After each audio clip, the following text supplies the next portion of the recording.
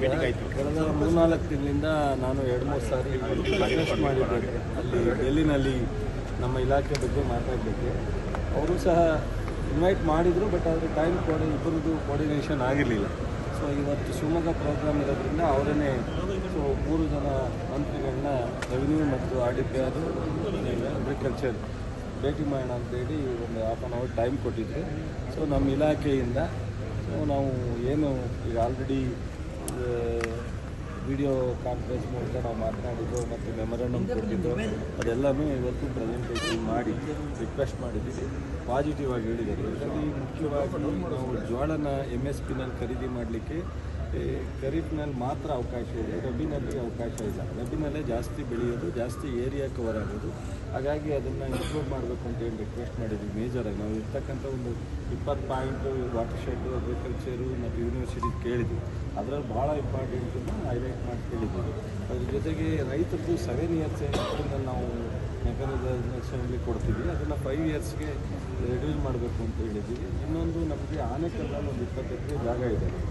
So ಇದು pesticide formulation technology ಅದನ್ನು ಸ್ಥಾಪನೆ ಮಾಡಲಿಕ್ಕೆ ಒಂದು ಗ್ರ್ಯಾಂಟನ್ನು ಕೇಳಿದ್ದೀವಿ. ವಾಟರ್ ಶೆಡ್ಡಲ್ಲಿ ಒಂದು ಅಡಿಷನಲ್ ಆಗಿ 3 ಕೋಟಿನ ಕೇಳಿದ್ದೀವಿ.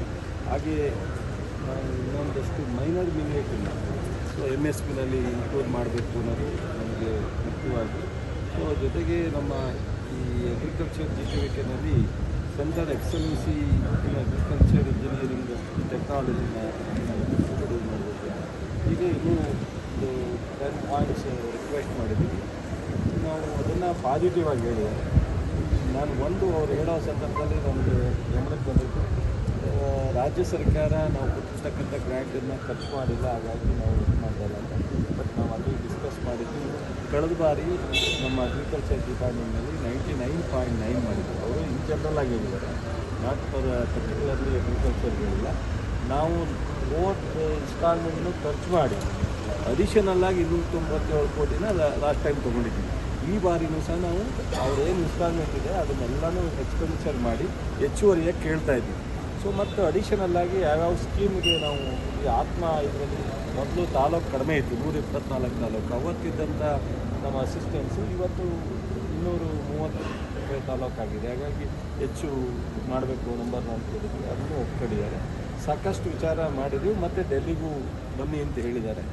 ಹಾಗಾಗಿ ಒಂದು ಮೀಟಿಂಗ್ ಚೆನ್ನಾಗಿ ಆಗಿದೆ ಅಂತ ಅನ್ಕೋತೀನಿ. ಅಡಿಕೆ ಬೆಳೆಗಾರರ ಬಗ್ಗೆ